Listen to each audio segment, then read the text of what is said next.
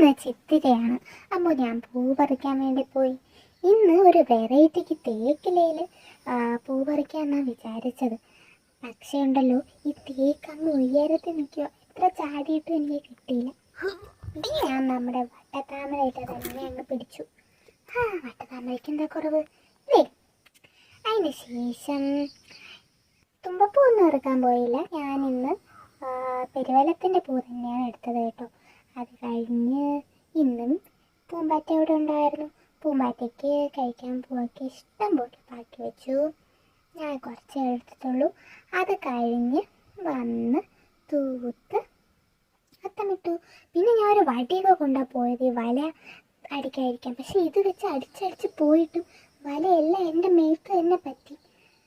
ഇപ്പോഴത്തെ ചിലന്തികളൊക്കെ ഭയങ്കര ശക്തിശാലികളാണെന്ന് തോന്നുന്നു. അപ്പോൾ ഇതാണ് എൻ്റെ അത്തം. എങ്ങനെയുണ്ട്?